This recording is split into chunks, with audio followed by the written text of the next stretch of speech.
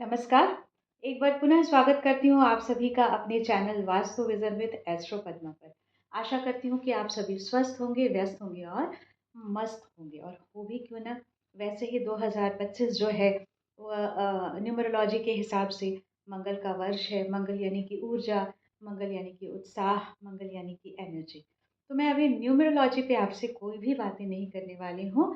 मैं सिर्फ़ ये कहना चाहती हूँ कि जैसा कि अंग्रेजी का नववर्ष, जिसे कि हम सभी वर्ल्ड वाइड मानते तो ज़रूर हैं, हालाँकि हमारी भारतीय व्यवस्था में हमारा यह हैप्पी न्यू ईयर नहीं है। आप सभी जानते हैं कि चैत माह से हमारी शुरुआत होगी, पर चूँकि रूल्स के अकॉर्डिंग या डेट वाइज़ हम इन सारी चीज़ों की महत्ता को नकार नहीं सकते हैं।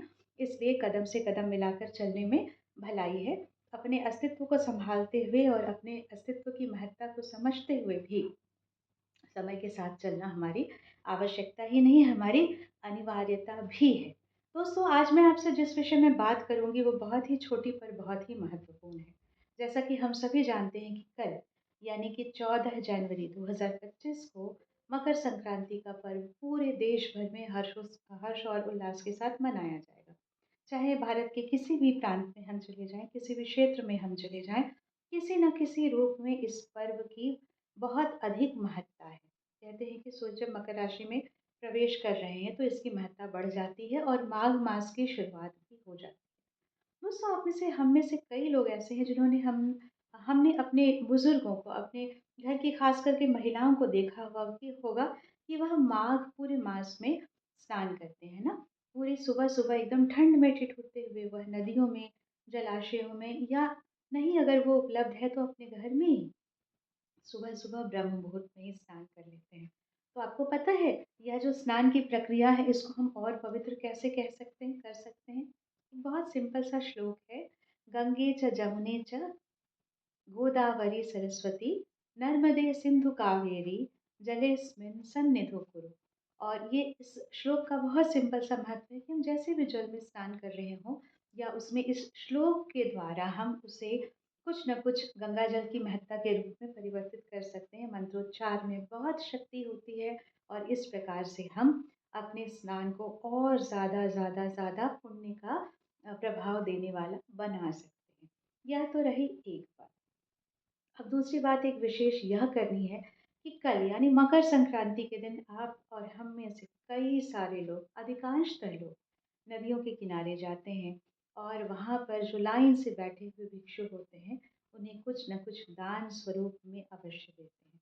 हालाँकि आप जानते हैं कि अन्न का, तिल का, गुड़ का इस दिन दान बहुत अधिक महत्वपूर्ण होता है, परंतु क्या जो दान हम उन लोगों को दे रहे हैं उस दान का वो कैसे यूटिलाइज़ करते हैं। आप में से अधिकांश लोग ऐसे पाएँगे, एक तो हम दान में ऐसी चीज़ यानी कि इन जनरल मैं बात कर रही हूँ, दान में हम ऐसी चीज़ों को दे देते हैं जो हमारे लिए उपयोगी नहीं है और वो चूँकि हमारे लिए उपयोगी नहीं है, इसलिए हम उसको दान के रूप में दे के अपने आप को बहुत महान प्रूव करने लगते हैं। But this is absolutely wrong.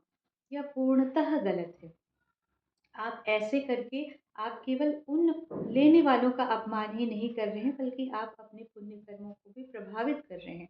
आपको पता होना चाहिए कि शुभ घड़ी में या शुभ समय में किया गया या शुभ स्थान में किया गया शुभ कार्य मल्टीप्लाई होकर हमें मिलता है और उसी स्थान पर यानी उसी शुभ मुहूर्त, शुभ क्षण, शुभ घड़ी और शुभ स्थान पर किया गया अशुभ कार्य यानी कि रॉन्ग वर्क, जो गलत कार्य है वो भी मल्टीप्लाई होकर हमें मिलता है। तो हम क्यों अपने कर्म को बिगाड़ रहे हैं? तो पहली चीज़ कि आप ऐसी चीज़ों का दान करें जो उनके लिए भी उतना ही उपयोगी हो जितना कि हमारे लिए। इसमें आप अन्न भी शामिल कर सकते हैं और वस्त्र भी शामिल कर सकते हैं। और क्या दोस्तों हम ऐसा नहीं कर सकते हैं कि भारत में इतनी सारी आबादी है, 140 करोड़ की आबादी वाला हमारा यह देश है और इसमें अभी भी लगभग आधी जो प्रतिशत है वो समस्याओं से ग्रसित है।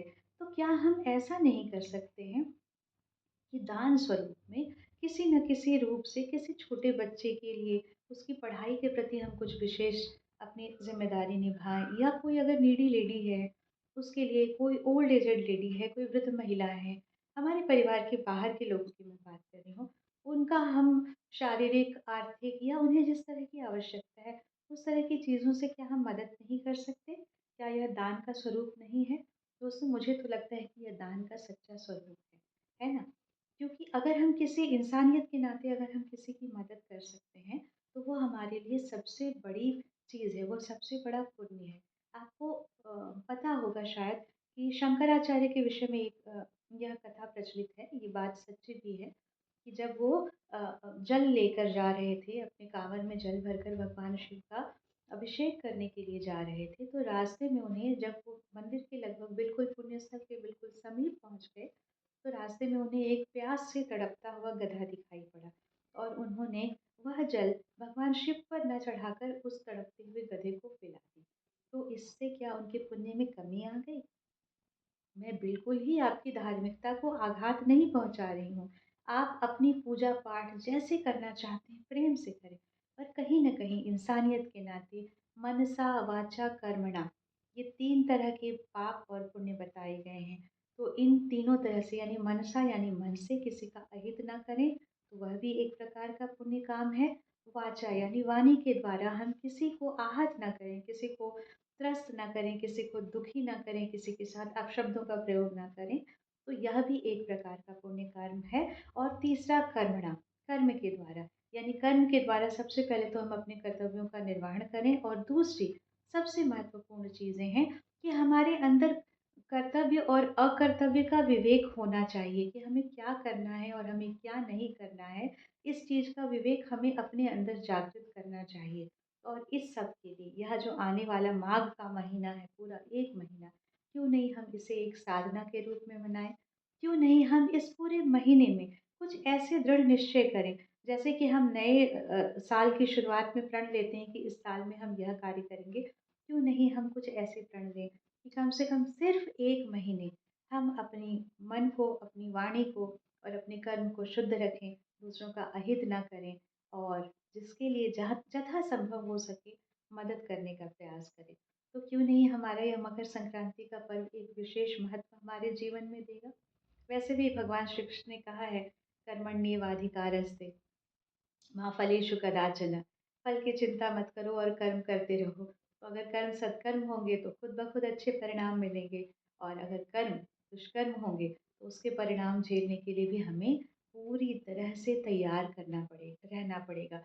और दोस्तों, मैं आपको एक ज्योतिषीय बात छोटी-सी बताती हूँ कि जब आप लोग बहुत सारी कुंडलियों में देखते होंगे ना, बहुत सारे जो हैं वो पितृदोष से संबंधित रहता है। पितरों का जो श्राप रहता है, कुंडलियों में बहुत सारा देखा जाता है। ऐसे अकर्तव्य वाली चीज़ें करने से, नेगेटिव कर्म करने से ऐसे प्रभाव हमारी कुंडली में जनरेट होते हैं और ये सिर्फ़ ना केवल एक पीढ़ी को परेशान करते हैं, बल्कि पीढ़ी दर पीढ़ी इस चीज़ों का हैंडओवर होते जाता है और इसीलिए आपके द्वारा किया गया पुण्य फल ना केवल आपको लाभदायक आपके लिए लाभदायक रहेगा, आपको फ़ायदा पहुँचाने वाला रहेगा, बल्कि आपकी कई जनरेशंस को, कई पीढ़ियों को आपके पुण्य प्रभाव से बहुत ज़्यादा फ़ायदा मिलेगा। इसीलिए सूर्य की उपासना करें, अपने कर्तव्यों के प्रति सजग रहें और समुचित रूप से दान दें और इस मकर संक्रांति के पर्व को बहुत हर्षोल्लास के साथ मनाएँ और इस पूरे मंथ को, पूरे 1 महीने को एक बहुत ख़ास महीना बना दें अपने मन, वचन और कर्म के अच्छे कार्यों के द्वारा। और हाँ, गुरुजनों का सम्मान करना ना भूलें, क्योंकि जहाँ पर गुरुओं का सम्मान होता है, वहीं पर ज्ञान की प्राप्ति होती है। तो do take care of yourself. मुझे लगता है कि आप मेरी बातों से सहमत हैं। अगर सहमत हैं, तो अपनी प्रतिक्रिया अपने कमेंट्स के रूप में मुझे अवश्य भेजें। Till then take care, bye bye, good night.